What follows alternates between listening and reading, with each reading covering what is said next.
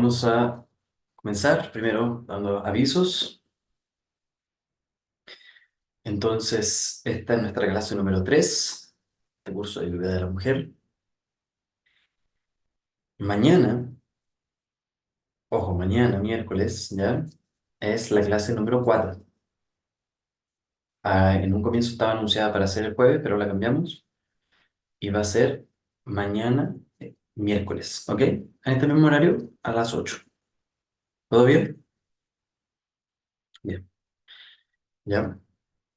Em,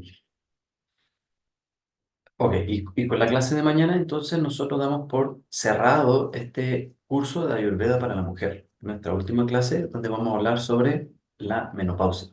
Un tema muy esperado. Mucha gente se pregunta, menopausia, menopausia, menopausia. ¿Ya? Siempre ese tema parece que llama la atención. Entonces, mañana vamos a tener ese tema menopausia. Hoy día vamos a hablar sobre fertilidad. Ok. El día miércoles 24, o sea, el miércoles de la próxima semana, vamos a tener, eh, vamos a tener una charla magistral, una clase magistral para hablar sobre fertilidad y embarazo en la Ayurveda. Va a ser más principalmente de embarazo. Es una clase magistral para que ustedes vean todo lo que hay. Vamos a dar algunos tips generales, todo lo que hay en relación al embarazo, ¿ya? Y va a ser una invitación para el curso que vamos a comenzar. A continuación, ¿verdad? Que es el curso de fertilidad y embarazo en Ayurveda, ¿ok? Que es un curso donde vamos a hablar con más detalle sobre el proceso de la concepción, cómo preparar el cuerpo del hombre, de la mujer, cómo se realiza el acto reproductivo, desde el punto de vista ayurvédico, cuáles son los cuidados del embarazo, mes por mes, varias cosas así, ¿no? Después los cuidados recién nacidos, los cuidados para el parto, los cuidados para la lactancia. eh, Cuando uno sospecha que hay docha en el embarazo, docha en la leche materna, ¿ya? Cómo se tratan, esas cosas, ¿ya? Y los cuidados del recién nacido también vamos a ver. O sea, es un curso, lo tenemos pronosticado para hacer de 18 clases. Yo creo que van a ser más clases, unas 20 clases, pero no, nuestra promesa inicial son 18, ¿ya? Y ahí vamos a ir estudiando con detalle en relación a ese asunto principal para los que quieran, eh, eh, también para los que quieran tener hijos, que quieran tener hijos, quieren saber cómo cuidarse desde el punto de vista ayurvédico, van a aprender bastante. Para personas que son terapeutas, que quieran especializarse en esa área, también va a ser un curso interesante, ¿ya? Eso es lo que vamos a empezar. Entonces, la próxima semana, el miércoles, tenemos una charla que es gratis, ¿ok? Y, y ¿cómo se dice? Después hay un curso que es paga, ¿ok? Que es el curso de fertilidad y embarazo. Bien, ha sido muy buena tu clase. Ok, gracias. Me habría conocer antes, pero sirve de ayuda para las personas. Gracias, sí, esa es la idea. Ya, vamos entonces a la clase del día de hoy. Bien, aquí me suena una tarde. Y yo estoy una hora más, que son las 9, termino a las 10 directo. Voy directo a la cama. ¿Ya? Ok, clase número 3. Fertilidad femenina. ¿Ya? Eh, Hay fertilidad masculina también, ¿ya? Eh, pero esta clase va a ser más de fertilidad femenina, ¿ok? Pero la Ayurveda tiene varias recomendaciones para la fertilidad masculina también, ¿ya? Ok.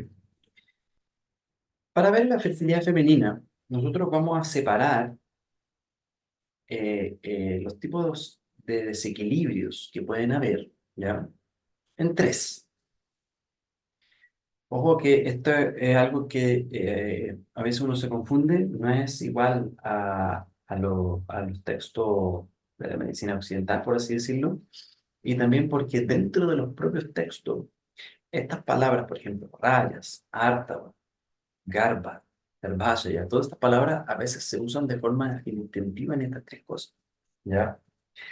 Entonces, la primero es, como se puede decir, el lugar físico, ¿ya?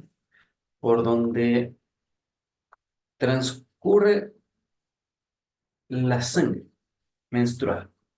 A eso se le llama yoni. Yoni, en general, en la tradición védica, significa vagina. Pero nosotros tenemos que entender yoni también como útero, porque desde el punto de vista ayurvédico, yoni, la vagina y el útero, no son separados, no son cosas diferentes, no son estructuras diferentes, ¿ya? A ver si me dieron ganas de estornudar, pero... Entonces, ¿cómo es visto? Es visto como si fuese así, una concha. ¿Conocen la concha de mar que tiene como varias vueltas, va una espiral así? Entonces, la vagina y el útero es visto como una concha desde el punto de vista ayurvédico. Entonces, primero hay un primer pliegue que es la vagina, ¿se entiende? Después el cervix, después el útero, ¿ya? Como si fuese así tres pliegues, ¿ya? Siendo una misma estructura. Entonces, por eso yo le puse yoni, que quiere decir vagina útero, o garbhaya, perdón. Entonces, el garbhaya, cuando dicen garbhaya, eso sí significa más útero. ¿Por qué? Porque garba significa un bebé, un embrión, un feto, ¿ok? El garba. Y ashaya significa el lugar. Entonces, garbhaya sí significa más útero, pero a veces yoni significa también útero. Ya por eso puse esas dos palabras, ¿ok? Vagina, útero, ¿ok? Y porque ustedes van a ver que dentro de esta categoría están principalmente cosas que pueden afectar la vagina, ¿ya? Pero también afectan el útero, no están separados. Después viene lo que se llama el rayas, vamos a poner así, que es la menstruación. Y aquí hay otra confusión que dentro de la menstruación, dentro de la sangre menstrual, que nosotros en la medicina occidental decimos endometrio, ¿verdad? El endometrio que se descama.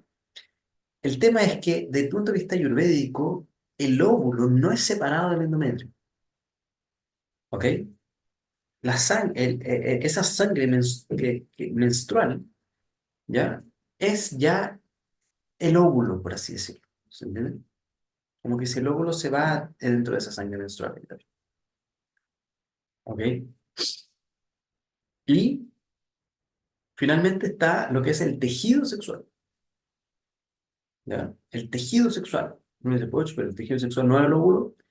Sí, pero es que lo que pasa es que hay trastornos que son como si fuese así de la sangre menstrual y hay trastornos que son de la producción del tejido dentro de las cadenas de los datos, ¿ya? Por eso tenemos que hacer esta separación, ¿se entiende? Para poder entender todos los tipos de infertilidades que puedan haber, ¿ya? No vamos a hablar de todo, obviamente, porque tenemos una clase nomás, pero para que entiendan las principales divisiones que se hacen. Ok, vamos a ver primero lo que se llama los Yoni Vyapa, las enfermedades que pueden afectar la Yoni, las enfermedades que pueden afectar la vagina, ¿ya? ¿Cuáles son las causas descritas en la Ayurveda para esto? Las causas son rutinas, alimentación y conductas sexuales principalmente. Ya también está descrita la causa genética, ustedes ven ahí abajo, y también está descrita las causas divinas. Divina significa que sin razón alguna, a veces por arte de maleficio, magia negra, cosas así, la mujer tiene un problema en la vagina. O a veces un bloqueo, o puede tener lesión sexual, diferentes cosas así. Ahí hay que hacer una astrología, hay que hacer un ritual para poder desbloquear ese problema. Ya solamente está escrito, no lo puse aquí para que no se asusten. Es divino, como que parece una cosa así media esotérica, pero eso está escrito en la Ayurveda bastante, ¿ya? Entonces lo saqué, pero está también descrito eso ahí, genética. Y después, número 8 divino. ¿Ok? Entonces, primero la comida no adecuada, la comida que pueda desequilibrar los doshas. Principalmente qué? Principalmente comidas que eh, eh, primero, si son comidas, si la persona está acostumbrada a una alimentación muy seca que aumenta el vata, eso puede generar una sequedad vaginal, ¿cierto? Si la persona está acostumbrada a comidas muy picantes y ácidas que aumentan el pita, eso puede generar una vagina muy ácida, ¿ya? Puede tener mal olor, como se puede decir cuando se genera, por ejemplo, la vaginosis, ese tipo de problemas. Acuérdense, siempre mal olor, pita, ¿ya? Ustedes escucharon mal olor, hay pita, ¿se entiende? Entonces, en la vaginosis en general hay un olor fuerte, ¿entiendes? Eso quiere decir que hay pita que está afectando la vagina. Y después vienen los trastornos capa por excesivo consumo a veces, por ejemplo, de lácteos, de yogures y cosas así. ¿Y qué es lo que se genera? Se genera una secreción que parece yogur y que pica. El prurito, la picazón, es síntoma de capa, ¿cierto? Y se produce la vaginitis, ¿ya? Entonces, pica bastante y tienes esta secreción lechosa. Eso es un síntoma clásico de capa, ¿ya? Entonces, a pesar de que nosotros tenemos un tratamiento actual, por ejemplo, claro, la persona puede usar óvulo, se toma una pastilla de fluconazol, y ya resuelve 90%, 95% de los casos, resuelve ya la vaginitis, ¿verdad? Nosotros igual podemos entrar con un tratamiento ayurvédico para esa persona, entonces nosotros le podemos preguntar a la persona, oye, ¿sufre de algún problema? ¿Tiene algún flujo? ¿Cómo se llama? Eh, ¿Cómo se dice? Corrimiento, que se llama. Un flujo, algún flujo vaginal extraño, algún olor extraño, ¿se entiende? Si es el caso, se podría examinar, ¿ya? O la misma persona dice, nosotros obviamente no hacemos mucho examen ginecológico en Ayurveda, ¿verdad? Porque escapa un poco de nuestra área, pero si la persona fuese matrona o ginecóloga dedicándose a la Ayurveda, podría examinar también y ver esas cosas. Y ahí podría indicar el tratamiento occidental, no, qué sé yo, metronidazol, lo que sea. Y junto con eso un tratamiento ayurvédico, porque hay que entender que el proceso en general no es solo local. Hay un trastorno fisiológico que está generando ese problema, ¿ya? Entonces la alimentación es muy importante. Si la persona tiene vaginitis, como que le decía que esto causa capa, entonces inmediatamente tenemos que reducir los lácteos, tenemos que reducir esas cosas. ¿Por qué? Porque hay un exceso de mucosidad invadiendo el... Entonces, desde el punto de vista ayurvédico, ¿ok? Nosotros, para todas las enfermedades que sean infecciosas, donde hay microorganismos descritos, ¿ya? Tenemos que entender que el Ayurveda eh, eh, no niega que uno pueda tratar el bicho, ¿ya? Ah, por ejemplo, está la vaginitis, ahí está la cándida, ¿verdad? Hongo, vamos a tratar el bicho. Eso no es problema. Pero ¿por qué ese microorganismo se desarrolló ahí? ¿Se entiende? Y ahí nosotros podemos tratar con Ayurveda, porque se creó un ambiente donde ese hongo puede crecer libremente, donde no es antes bienvenido en tanta cantidad, ¿se entiende? Ahora creció libremente. Entonces quiere decir que se creó un ambiente para el microorganismo. Y la microbiología es muy así, ambiente y germen, ¿se entienden? Y microbio, ¿entienden? No es solamente el microbio. ¿Por qué? ¿Por qué eso? Porque los microorganismos que generan las enfermedades que uno sufre, por ejemplo, si la persona tiene una enfermedad viral, ¿dónde están esos virus? En general están ya dentro del cuerpo. O las bacterias que generan, supongamos, una neumonía. Si la persona está con una neumonía, ¿cuál es la bacteria? ¿Qué sé yo? El estreptococo. Esa persona ya tenía el estreptococo. ¿Se entiende? No es que el estreptococo vino de allá y se lo pegó. También puede pasar. Pero independiente de si es que viene de allá y se le pegó, es porque esa bacteria encontró un ambiente adecuado para crecer. ¿Entienden? Entonces en el Ayurveda nosotros tratamos el ambiente. Y con la medicina occidental tratamos el microbio. Entonces podemos integrar las dos cosas, que es lo ideal, ¿se entiende? Se puede integrar las dos cosas. Entonces, si uno ve que tiene eso, uno le dice al paciente, oye, mira, ¿sabes qué? Estoy con la sospecha que tienes una vaginitis, anda donde tu matrona, donde tu ginecólogo para que te dé un tratamiento, o si ustedes lo saben, le dan el tratamiento, ¿verdad? Y nosotros vamos a tratar aquí haciendo un tratamiento para reducir el desequilibrio que genera la presencia de ese problema. ¿Me entiendes? Entonces integramos las dos cosas.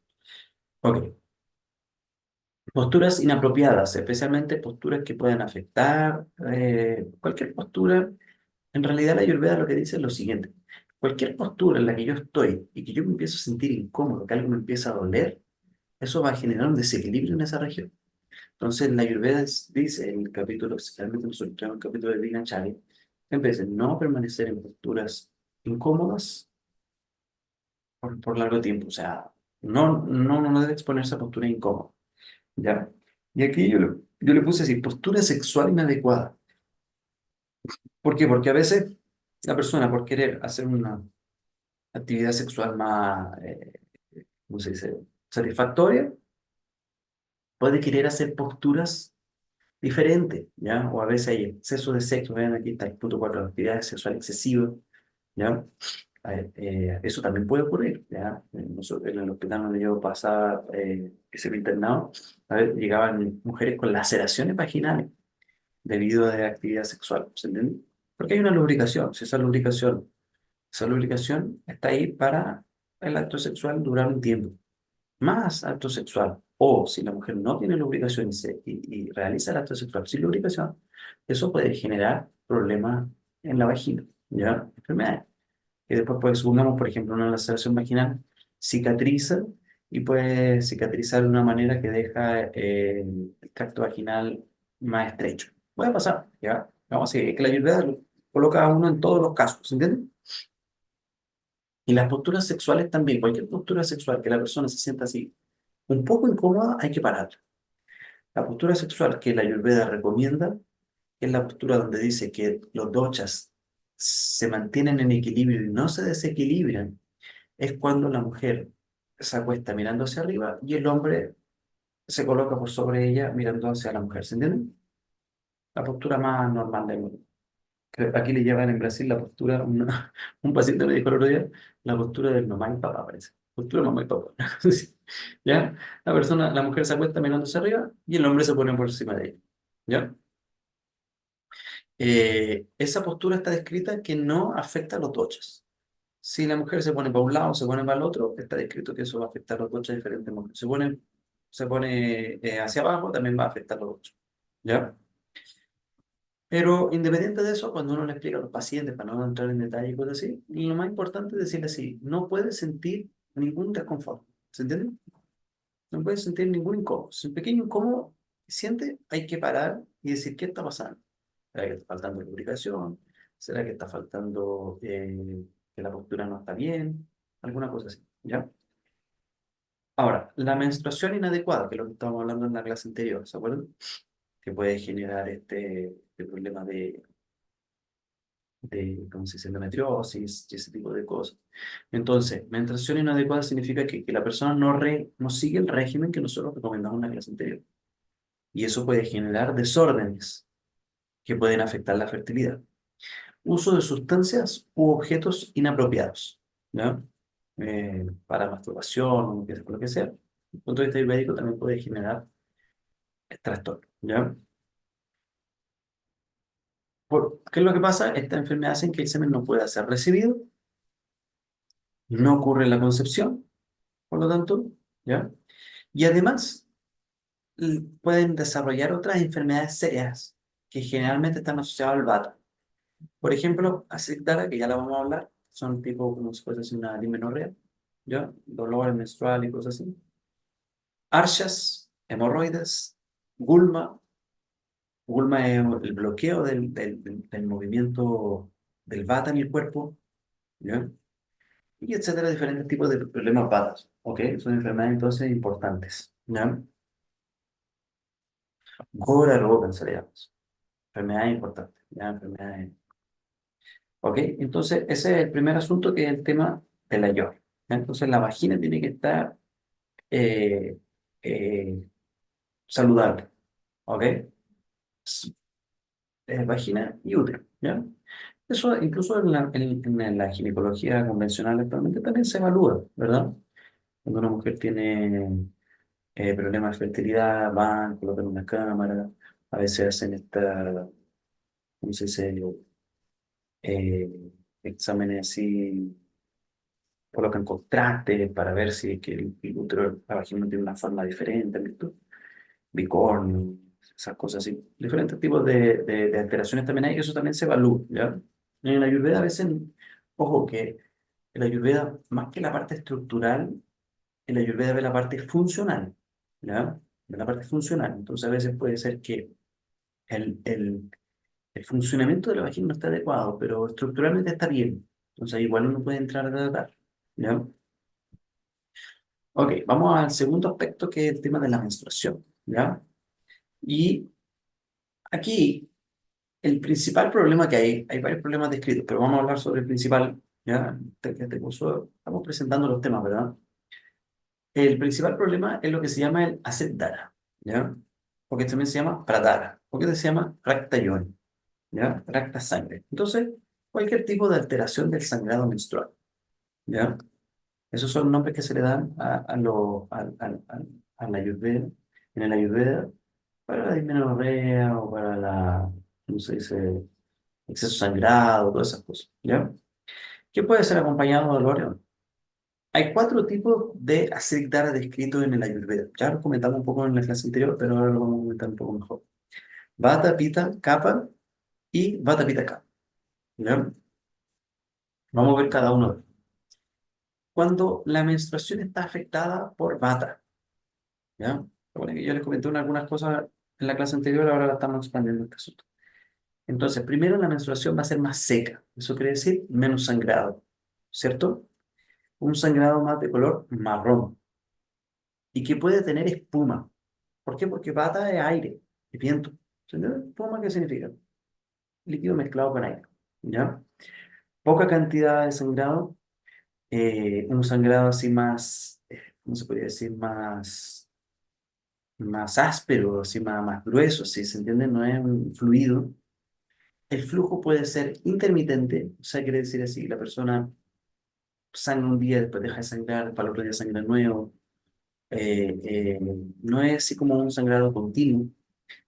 Dolor, ¿ya? Dolor. Y si uno ve el aspecto de esa sangre, el aspecto está descrito aquí en la Ayurveda, es como agua de carne, ¿ya? Agua de carne de cabrito, ¿ya? La carne de cabrito lavada es agua, ¿se entiende? Como el agua que queda en la bandeja cuando uno se lava la carne, ¿sí? Ese sería el aspecto de esa sangre. Pero una sangre que no es gruesa, es como fina, sí, puede ser medio espumosa, sí. Por eso yo le puse esa foto aquí, pero no es muy representativa porque es difícil encontrar una foto así, ¿se entiende? Pero más o menos es como para representar la idea de lo que está escribiendo aquí el texto, ¿ya? Este desequilibrio Vata, porque Vata representa la sequedad y Vata es el docha del aire y del viento. Entonces por eso genera este tipo de trastornos. Pita, veamos los desequilibrios Pita.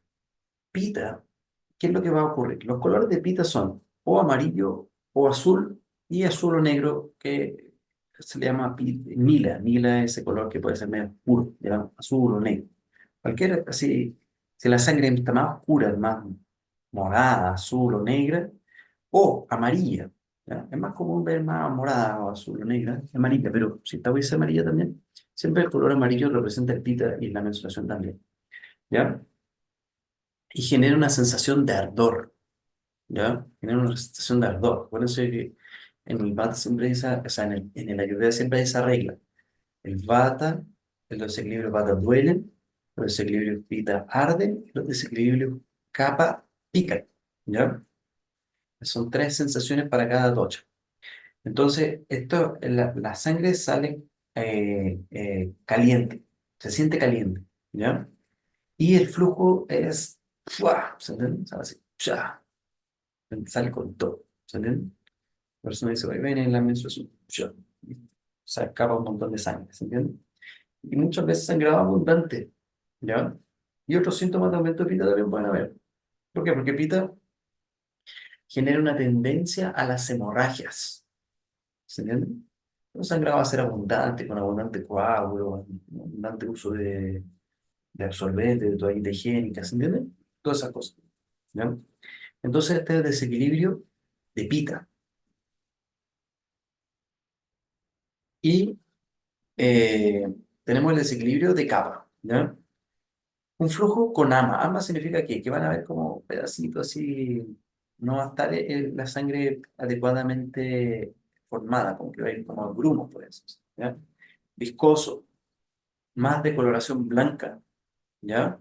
Y con aspecto de agua de arroz. Ah, por eso puse aquí agua de arroz, pero es difícil ver algo así, ¿verdad? ¿Por qué es difícil? Porque el capa se ubica más arriba en el cuerpo. Entonces, llegar a un desequilibrio capa importante en la pelvis es más difícil. Ocurre, pero más difícil de ver, ¿se entiende? Es más difícil de ver. ¿Ya? Ok. Eh, entonces, este desequilibrio capa. Y existe lo que se llama el Sannipata. Sannipata es cuando están los tres doshas involucrados. Eso es el nombre técnico en Ayurveda es Sannipata. Y ahí va a tener color de miel, de ghee o de haritala. Haritala es ese pájaro que está ahí. ¿Ya? Con aspecto de médula. Médula, ¿cómo se puede hacer así? ¿Saben el osobuco? Eso que es la parte interna del osobuco, como ese aspecto así medio grueso, así medio aceite, así, así. Y con olor, mal olor, y olor putrefacto. ¿Ya? Y un olor putrefacto. No es, el pita puede tener mal olor, olor fuerte, ¿ya? Hediondo, pero cuando hay olor putrefacto, por ejemplo, así como olor de alguna cosa purulenta, ¿se entiende? Purulenta, eso significa que están tres doshas involucrados, ¿entiendes? Esto generalmente uno lo podría decir que es cuando hay estas como si fuese así, ¿cómo se llama? Enfermedad inflamatoria pélvica, ¿ya? Enfermedad inflamatoria pélvica que es un cuadro bien importante, que puede ser bien grave, se forman abscesos, se infecciona todo la cavidad uterina, el ovario, a veces hay que entrar, hacer cirugía y no sé si se realiza esterectomía completa y todo así. ¿Ya? A veces ocurre eso. En la mayoría de los casos, si se detecta a tiempo, personas se internan, se le da antibiótico endovenoso, cosas así. Ese tipo de casos, a lo mejor es lo que se podría decir así un sannipato. ¿Ya? En ese tipo de casos, uno quiere hacer así un paralelo con la medicina convencional. ¿Ok? Pregúntese. Cuando hay poco flujo y el color es más bien marrón oscuro, ¿será un desequilibrio mixto bata-pita? No, no, eso es desequilibrio más bata. ¿Ya? Si es marrón, es como un café así, y poco flujo, en general es más bata. ¿Ok? Eso parece más de bata que de pita, porque en general pita es algo más así abundante. Cuando hay poco flujo, la persona dice, no, yo sangro bien poco, tres, o el otro día vi un paciente que dijo, no, yo salgo así 2, 3 días, sale poco y con mucho, mucho dolor, mucho dolor, que tiene que tomar antiinflamatorios, que tiene que quedarse en la casa, no puede salir. Eso en general son desequilibrios de bata, ¿ya? El bata aumentado, ¿ok? Pero obviamente cuando hay desequilibrios de pita, mira, todos los desequilibrios menstruales pueden dar dolor. El desequilibrio de pita también puede dar dolor, a pesar de que está esta sensación de ardor que está escrita ahí, también puede dar dolor y bastante sangrado. Esa es la característica principal. Bastante sangrado, ¿verdad? Bastante sangrado, bastante sangrado. Y, eh, y el capa, bueno, es cuando ya hay una cosa así más lechosa, ¿se entiende? Más espesa, ¿ok? Eh, ese tipo de desequilibrio. O cuando se forman en la cavidad uterina, que hay que tener ojo, porque cuando se forman así, por ejemplo, miomas, ¿verdad? Que son frecuentes actualmente, todas esas cosas, a veces uno también tiene que analizar la presencia de capa, ¿ya? ¿Qué está pasando? ¿Por qué de capa? Pero son varias cosas que pueden ocurrir que pueden generar miomas, pero el capa es algo que puede bloquear, obstruir los canales y podría generar este aumento de volumen de tumor, ¿ya? Y eso también hay que tener ojo, porque también es frecuente actualmente ese tema, ¿ya? Ok. Y ahí, entonces, vimos vagina, útero, ¿ok? Lo que puede pasar con la menstruación, que esa menstruación no es separada del tejido sexual. O sea, la menstruación de la mujer ya es el tejido sexual de la mujer, ¿ya? ¿Y por qué entonces aquí dice tejido sexual número 3? ¿Por qué? existe la formación de los tejidos en el Ayurveda. Ya, que lo puse aquí, ¿ya? Entonces, cuando una persona come, vamos a colocar comida aquí, ¿verdad? Pueden ver el puntero. Coloca comida aquí dentro, ¿verdad? Esa comida se digiere. Esa comida se digiere y viaja y se concentra en el corazón, ¿ya? Se concentra lo que se llama el rasa, ¿ya? Es como, se puede decir así, un líquido nutritivo que avanza por el cuerpo, que va circulando por el cuerpo, ¿ya? Le pusimos aquí plasma. Eso se transforma en sangre. La sangre se transforma en músculo. El músculo se transforma en grasa. Grasa, hueso, hueso, médula, y de médula se forma el tejido sexual, ¿ya? Entonces, este es como si fuese así, el aspecto, podríamos poner así, lo que vimos anteriormente, ¿ya? Este tema del óvulo y menstruación, es como la parte más estructural, por así decirlo, ¿ya? Y esto es como la parte más funcional en el sentido de ser lo que permite, porque lo que permite con que esa sangre menstrual sea una sangre menstrual fértil, ¿me entiendes? ¿Por qué? Porque a pesar de que una niña puede decir, no, yo no puedo tener hijos, igual la persona tiene sangre menstrual, no quiere decir que no tiene tejido sexual, ¿me entiendes?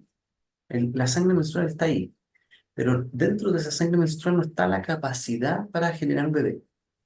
Esa capacidad para generar un bebé le llamamos ártaba, ¿ok? ¿Me entienden?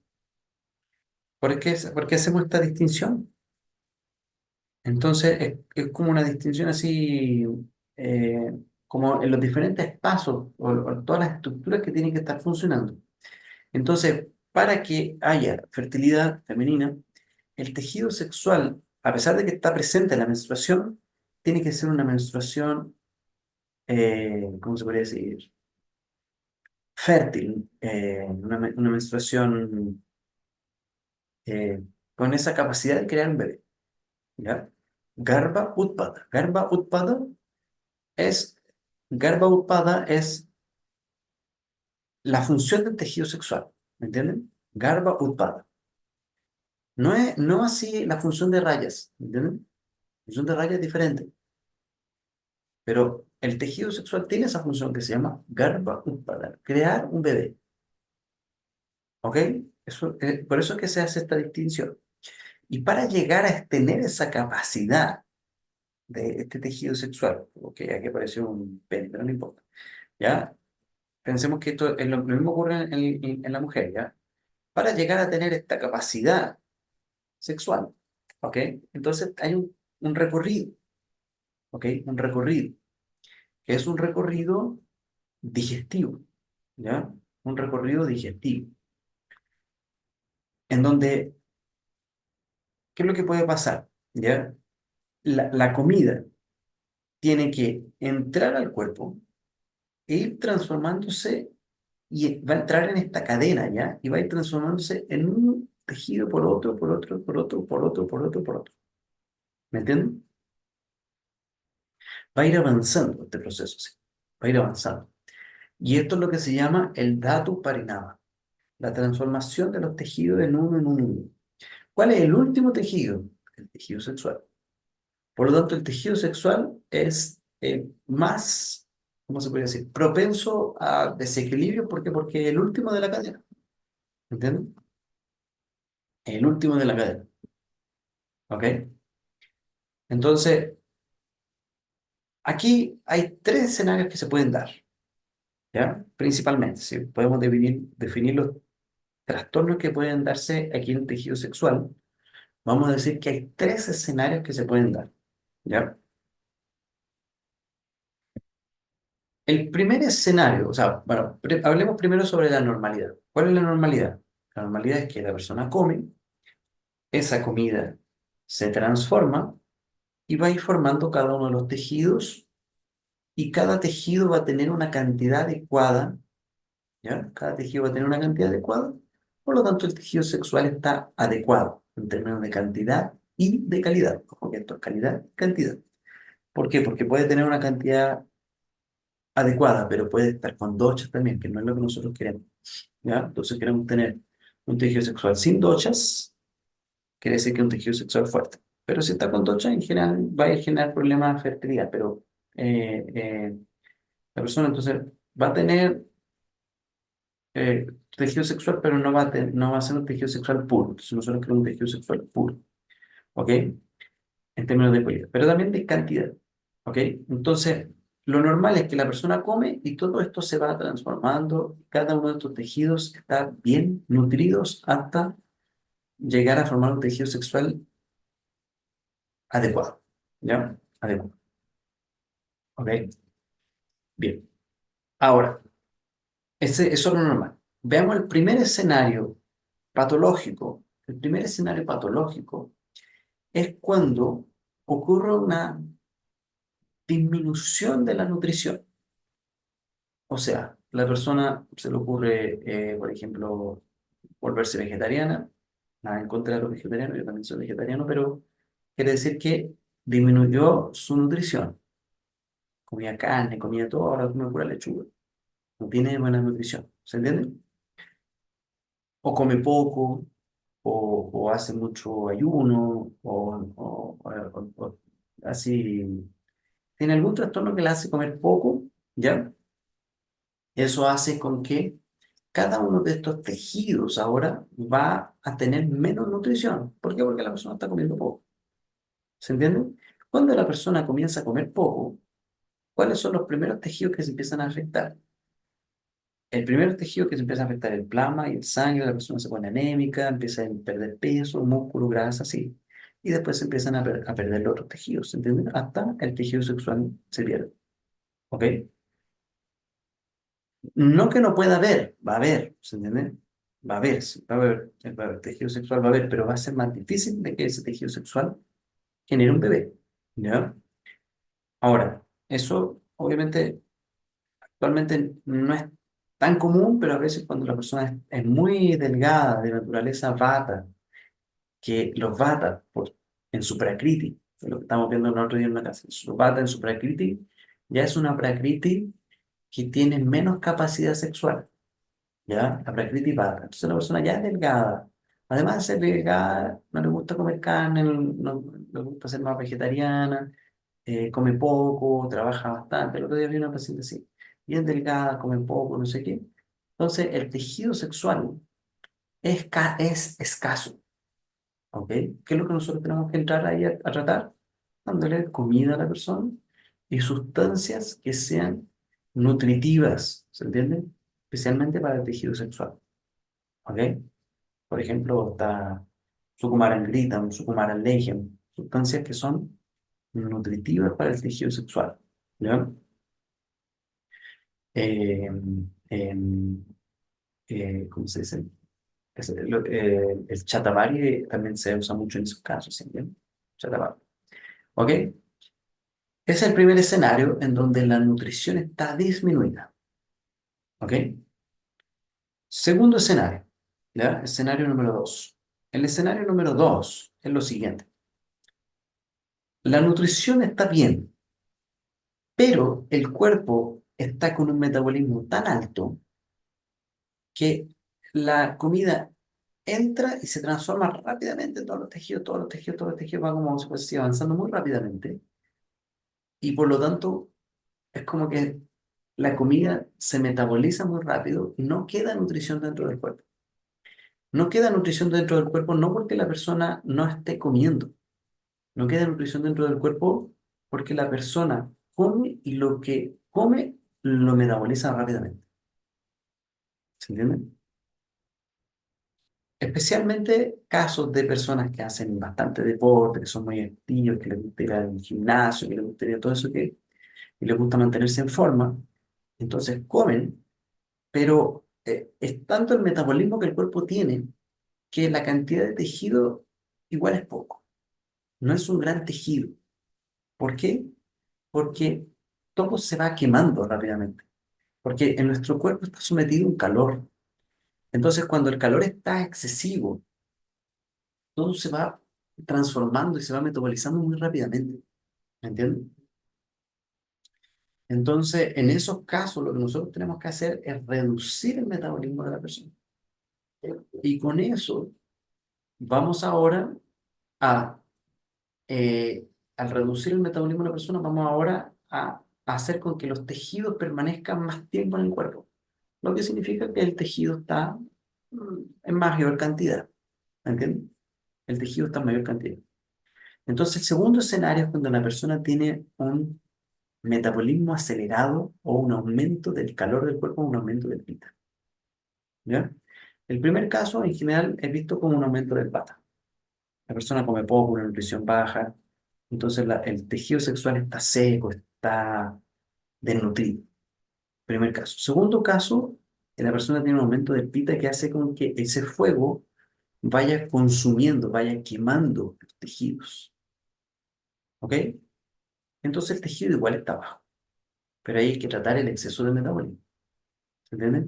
Entonces la persona es muy activa, le gusta el gimnasio y trabaja en la empresa y hace no sé qué, ¿cómo se dice así? Es una persona, una personalidad fuerte y le gusta mantenerse también, verse bien. Es una personalidad que puede hacer con que se produzca este aumento en el metabolismo y el tejido se vaya consumiendo. ¿Ya? Bien. Por último, existe otro escenario que es el siguiente, que es el aumento del kappa, ¿ya? O que puede ser visto de otra forma, que puede ser cuando el metabolismo está afectado, ¿ya? Que son las dos caras de la misma moneda, ¿ya? Aumento de kappa o el acné está bajo, ¿qué es lo que puede hacer? Puede hacer con que la persona come, ¿ya? La persona come y primero se nutre el plasma. El plasma está súper bien nutrido porque la persona come bien. La sangre está súper bien nutrida, ¿ya? El músculo está muy nutrido y la grasa está excesivamente nutrida. O sea, la persona es más gordita, ¿ya? La persona tiene sobrepeso, obesidad, alguna cosa así. Entonces, hay nutrición dentro del cuerpo. Pero ¿qué es lo que pasa? Cuando hay mucha grasa, cuando esta grasa sí aumenta mucho y la obesidad, desde el punto de vista de la Ayurveda, es descrita como un aumento del músculo y de la grasa, ¿ya? Entonces, estos dos tejidos aumentan en exceso. ¿Qué es lo que pasa? El, el, el, el fuego, el metabolismo no tiene la capacidad para transformar ese tejido en el próximo. ¿Ok? Entonces, el hueso, la médula, el tejido sexual están desnutridos.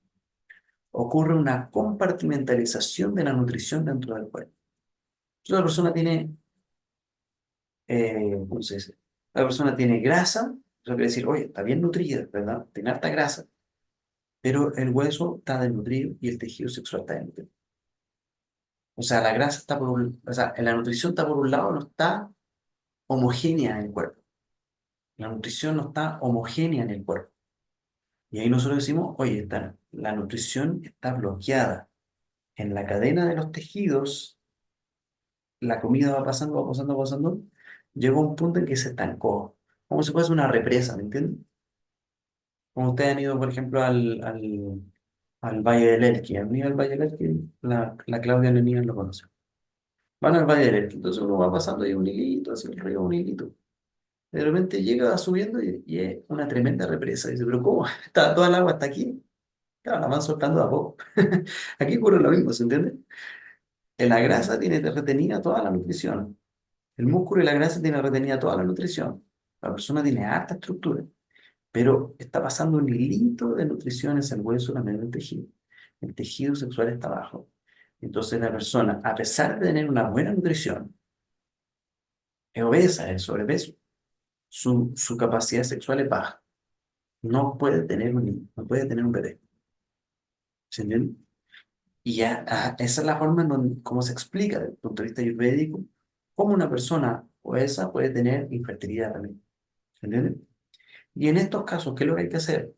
Aquí, en estos casos, lo que hay que hacer es aumentar el metabolismo, mejorar el acné, disminuir el kappa, que en general no es lo que nosotros nos acostumbramos a hacer cuando una persona quiere quedar embarazada, disminuir el kappa, desnutrirla, ¿verdad? Disminuir el kappa o reducir la obesidad es desnutrir a una persona, para hacer que pierda nutrición, para hacer que pierda estructura, ¿verdad?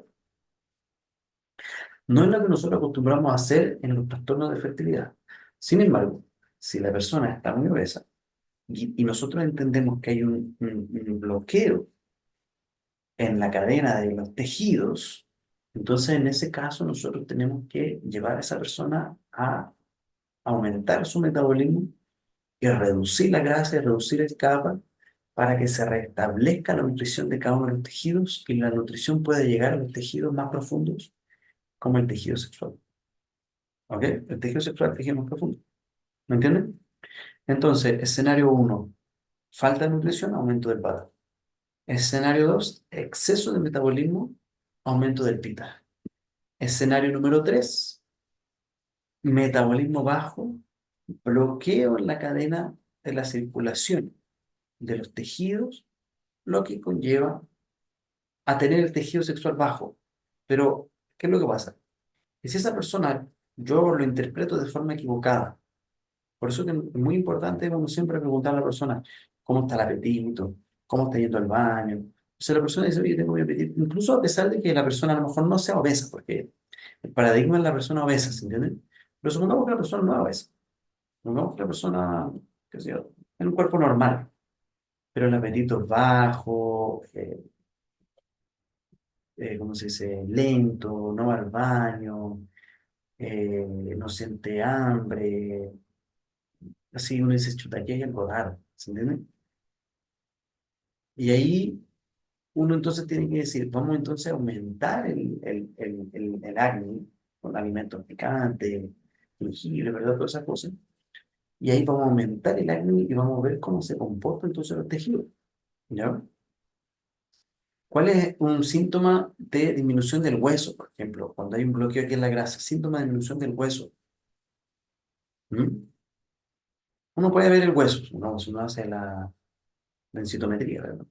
El hueso está abajo, osteopenia, no sé qué, ¿ya? A pesar de que la osteoporosis y eso, desde el punto de vista ayurvédico, es más visto como una disminución de la médula, ¿ya?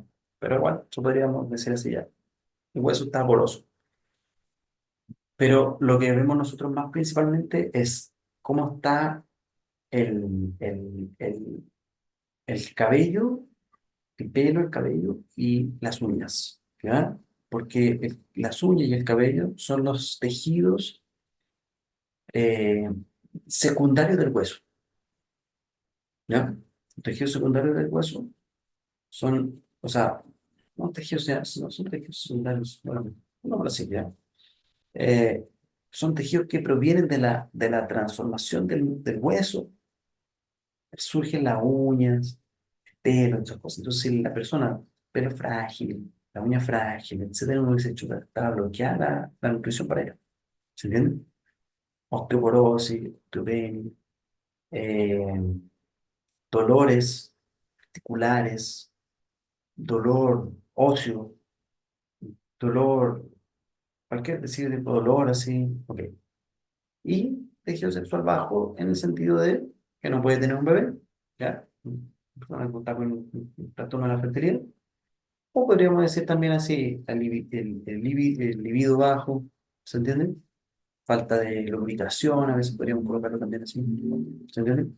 Libido bajo, falta de lubricación, ese tipo de trastornos, ¿ok? Entonces ahí uno puede hacer el diagnóstico. ¿Y cómo está la grasa? ¿Cómo está el músculo? No, la grasa el músculo está bien, ¿se entiende? ¿Cómo está la sangre? La sangre está bien, no hay anemia, no hay esas cosas, ¿me entiendes? Entonces, ahí aquí hay una compartimentalización, ahí nosotros tenemos que desobstruir la vía, ¿ya? Desobstruir la vía. ¿Cómo reducir el metabolismo? ¿Cómo reducir el metabolismo? Entonces, en el escenario número 2, ¿ya? En el exceso de metabolismo, entonces nosotros tenemos que usar sustancias que sean frías y generalmente usamos sustancias frías y untuosas, ¿ya? Y le sacamos a la persona todo tipo de exceso de ejercicio, exceso de trabajo, exceso de actividad, esas cosas se sacan y le sacamos todo lo que aumenta el metabolismo, como por ejemplo los picantes, el agua caliente, el café, té negro, todas esas cosas así que aceleran el cuerpo, ¿se entiende? Se sacan todas esas cosas y generalmente se ocupan sustancias que sean frías y refrescantes, ¿verdad? De sabor principalmente dulce en estos casos, aunque se podría usar también el sabor amargo y astringente, que son sabores fríos. Pero como nosotros queremos mantener mantener la nutrición, realmente usamos el sabor dulce, ¿ya? Y ahí se ocupa entonces, por ejemplo, que sé yo, el cilantro, ¿verdad? Son sustancias que son muy buenas para reducir el metabolismo. El ghee, ¿ya? El ghee tiene la gracia que reduce el metabolismo, pero al mismo tiempo mejora la capacidad digestiva. Entonces reduce el pita y aumenta el acné, ¿se entiende? Y además da lubricación y nutrición para el cuerpo. El ghee es perfecto, ¿se entiende? El ghee es perfecto. En el tercer caso, cuando hay aumento del GABA y está bloqueado, una sustancia muy buena es la miel. Porque la miel, a pesar de que sea dulce, desde el punto de vista ayurvédico, la miel no es una sustancia que aumenta de peso. La miel es una sustancia que se ocupa para reducir el peso y para abrir los canales, porque tiene una propiedad que se le llama, como si fuese así, escarificante, como si fuese así así como cuando uno, así como que quiere abrirse paso, ¿sí se entiende? La miel tiene esa propiedad. ¿Ya? Entonces la miel se puede usar en el caso número 3, ¿ya? No tanto en el caso número 2, a pesar de que la miel igual se puede usar para reducir el metabolismo, porque también puede disminuir el pita, pero en el caso número 1 sí que no, porque la miel genera sequedad, la miel genera aumento del vata, ¿ya? Entonces la miel no se usa en el caso número 1. Entonces caso 1, 2 y 3, que es en relación a la producción del tejido sexual, ¿se entiende? Entonces, es más o menos así el paradigma de cómo uno enfrenta el tema de la fertilidad. Entonces, uno pregunta, ¿cómo está la parte de la vagina? ¿Se entiende? ¿Cómo está la estructura vaginal? ¿Cómo está el útero? ¿Cómo está eso? Ok, está todo bien. Ahí, ¿cómo está la menstruación? La menstruación está menstruando bien, la menstruación está regular, el sangrado normal, no duele, no sé qué, no sé cuánto. Sube. ¿Se entiende?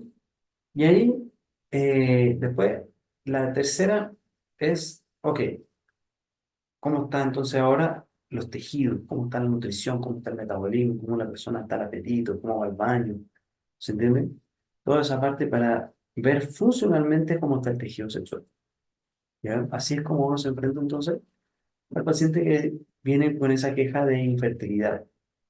O a veces no viene por infertilidad, pero dice que quiere quedar embarazada. Entonces uno va haciendo todas esas preguntas así para entender cómo están estos tres pasos, estos tres eslabones, por ejemplo, por así decirlo. ¿Ya? Om Purnamada Purnamidam Purnat Purnamudachyate Purnasya Purnamadaya Purnameva Vasishyate Om Shanti Shanti Shanti Hari Om Shri Guru Pyo Namaha Hari Om. Ok. Bien, chicos, chicas, ok. No habla de problemas de la mente. Hay problemas emocionales que sí están descritos que pueden afectar especialmente en el acto sexual, ¿ya?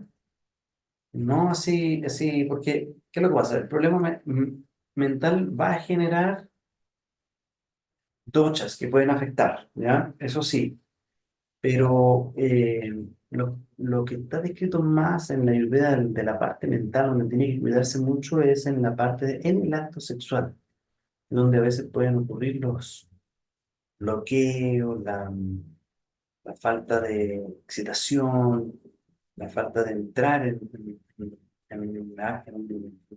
un modo sexual, ¿ya? Ahí sí está escrito que la mujer tiene que mantener siempre así, la mujer y el hombre, ¿verdad? tiene que mantenerse con la mente, tiene que estar con la mente tranquila, no pueden estar con estrés, preocupación, un montón de cosas así. Y tiene que estar confiante, alegre, esas cosas son importantes también, ¿no? Pero, pero sí, la parte obviamente, por ejemplo, una persona que es nerviosa, ansiosa, y por eso, por ejemplo, a veces puede perder el apetito y ahí baja la nutrición. O a veces lo opuesto, es nerviosa, es ansiosa y a veces siente mucho apetito y ahí puede ocurrir un trastorno de caos, ¿entiendes? Entonces, los trastornos emocionales, desde mi punto de vista ayurvédico, no se ven como así, como si fuese así, esta enfermedad te la generó la rabia. Esta enfermedad fue porque yo tuve mucha rabia. No, el exceso de rabia generó, pongamos, el dochapita, y el dochapita generó la enfermedad. ¿Ya? Acuérdense que en la ayurveda no hay enfermedad que escape de los dochas, siempre están los dochas involucrados. Entonces las emociones generan los dochas. Pero en el momento de actuar, como por ejemplo en el acto sexual o especialmente durante el embarazo, todo, la parte mental sí está descrito como siendo muy importante. ¿No? Igual también en la menstruación, ¿se acuerdan que nosotros vimos que la mujer no era bueno que pasara por emociones fuertes, que no llorara? Esas cosas también está escrito. ¿Ok? Entonces mañana nos vemos para nuestra última clase. Que esté muy bien. Buenas noches, Jario. Ok, de nada. Chao, chao.